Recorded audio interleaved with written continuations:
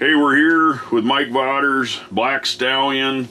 Last episode we talked about some of the trucks and how he got started, and a little bit of the stories about how we used to help each other out and work together, and he was actually an inspiration for me.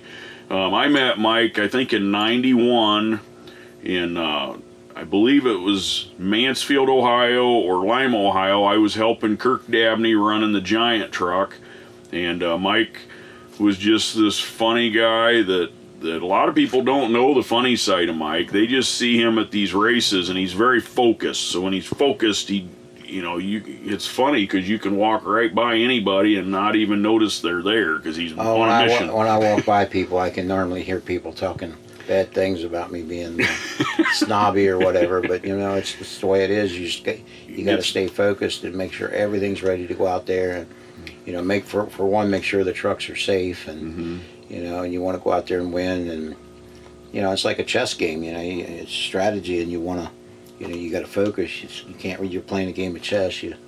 It's hard to crack jokes, but once the race was over, behind the scenes, I would always have fun and crack jokes, and yeah. But yeah, it's and that kind of makes it tough when the public's here and they want to greet you, and you're focused so much, and then everybody just thinks you're a snob, and that's not true. No. And then he opened up his shop to me whenever I was in the area. When I was running the Overkill truck, I actually was at your shop quite a bit. It seemed like we had a lot of East Coast deals, and so I would stay at his place, and he'd help me fix stuff when it broke. I remember you had them old headers. That's probably where you mentioned you had them old headers, and you came to my shop, and I had my guy that did headers at the time. Yeah. We were talking about that yesterday, and yeah, he did like artwork. He was able to make headers that I just always dreamed of being at. And I think he charged me $400, I think, which was a huge amount of money, it seemed like back then, but it was still, to me, it was such an accomplishment. It was like, wow, I'm getting somewhere. I got nice looking headers. I had these old pieces of pipe that I had, they were horrible. But I remember one time, and I don't really want to get on to my history, I'd rather stay on yours, but it was funny. We were in, I think it was Baltimore. I was in Overkill, and it came down to the final rounds of racing, and it was me and Lyle Hancock driving Gravedigger. And we didn't understand back then how, we still thought racing was still kind of racing. We didn't realize that it didn't matter if you won or lost. Sometimes the promoter wants somebody to win, and they're going to win whether they win or not. And I remember you coming over and psyching me out, beating on the door. You don't let him win. You don't let him win. And I remember, tightening my belts and going, oh, yeah, I'm going to win. And I remember Lyle come over after the race and goes, what the world was you doing? He said, I've never seen Overkill torqued up like that. I was holding the brake as hard as I could, and I had it mashed on the throttle, and it was all, and that was the old airbag truck, and it was all twisted. And I won, but I tore the truck all up winning, and knocked myself almost unconscious. I remember seeing stars at the end of the arena and like sitting there going, what just happened? And the announcer still gave the win to Gravedigger. And I says, Mike, I ain't ever listening to you again, because this was not worth it. And then we had to work half the night to fix all the broken parts. And but it was fun. Yeah, it is now looking back, but at the time I was really mad at him for coming in and getting me all wound up. Yeah, this is one of the moments he hated me. But so then when I was building Wagon, and when I had my opportunity to build Wagon, I was working on it really hard, and I remember being at his shop, and he had this grand plan of building this van that everybody is, and I remember you had a scale model that he built out of welding wire. And he would throw that thing at me from across the shop, and I catch this thing, and I'm looking at it, and it was I remember that being like a three-dimensional model on a computer. I remember back at about the same time Bigfoot and them was showing their models of their, but here was a real thing. And I remember you saying, jump on that. So we laid it on the floor, and we stood on it and jumped on it, and it was rock solid. That chassis was unbelievable. And of course, everybody remembers, being Boogie van. And so tell us a little bit about that, because actually Boogie Van's first show was in Mansfield, Ohio in '93, and that was my first show with War Wagon in '93. Well, Boogie Van, I wanted to build something different. I actually was going to build that Astro van, and it was real, and I wanted to get the bodies, you know, I wanted to get a body made out of fiberglass, but George Link at the time was a big fiberglass guy. He had the Aerostar, which that was the body that was on Fast Tracks. And so I just went ahead and got a body from George Link, the Aerostar. But I'm a Ford guy anyway, it all kind of worked. So I built Boogie Van. That was going to be my truck. Well, Pam, Mikey's mother, you know, she always went on the road with me. She said, I'm going to drive, always carrying on. And so I just kind of took that with a grain of salt. And then one day I got a package in the mail, and I opened it up, and it was her driving suit.